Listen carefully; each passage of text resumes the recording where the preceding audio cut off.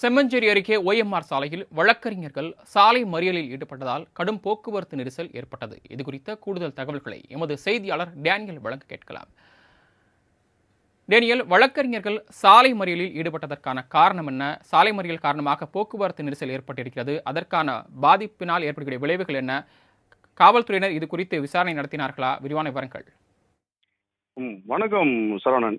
Chennai OMR சாலை சோழிங்கநல்லூரில் உள்ள செம்மஞ்சேரி காவல் நிலைய பெண் ஆய்வாளரான மகுடுசிறை கண்டித்து வழக்கறிஞர்கள் 50க்கும் மேற்பட்ட வழக்கறிஞர்கள் தற்பொழுது OMR சாலையில் திடீர் சாலை மறியலில் ஈடுபட்டதால் அங்கு பெரும் பரபரப்பு ஏற்பட்டு சாலை போக்குவரத்து நெரிசலானது ஏற்பட்டு வருகிறது.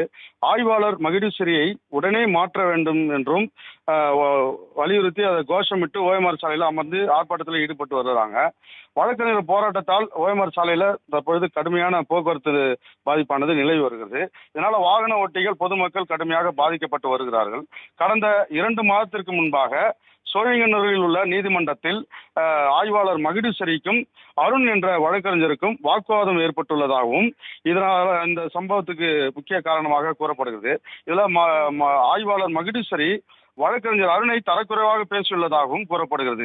இது குறித்து பள்ளிக்கரணை மாவட்ட துணை ஆணையாளர் அலுவலகத்தில் செம்மஞ்சேரி காவல் ஆய்வாளர் மகுடுசிறை மீது புகார் அளித்தும் இதுவரை எந்த ஒரு நடவடிக்கையும் எடுக்கப்படாததால் தற்பொழுது இந்த சோழிங்கநல்லூர் OMR சாலையில, அதாவது ஆவின் பால் பண்ணை சிக்னல் அருகே 50க்கும் மேற்பட்ட வழக்கறிஞர்கள் சாலையில் அமர்ந்து போராட்டத்தில் ஈடுபட்டுள்ளனர்.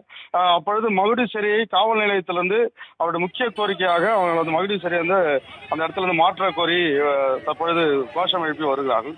இதனால சுமார் 1 மணி நேரத்துக்கு மேலாக இந்த OMR சாலை, அதாவது முக்கிய சாலையான இந்த OMR சாலை 2 பக்கங்களும் கடுமையான போக்குவரத்து நெரிசலானது ஏற்பட்டு இதுல வாகன ஓட்டிகள் பொதுமக்கள் கடுமையாக பாதிக்கப்பட்டதுனால தற்பொழுது அந்த பகுதியில் போலீசார் சமாதானத்தில் ஈடுபட்டு வருகிறார்கள். சரவணன், தங்களது கூடுதல் தகவல்களுக்கு நன்றி டேனியல்.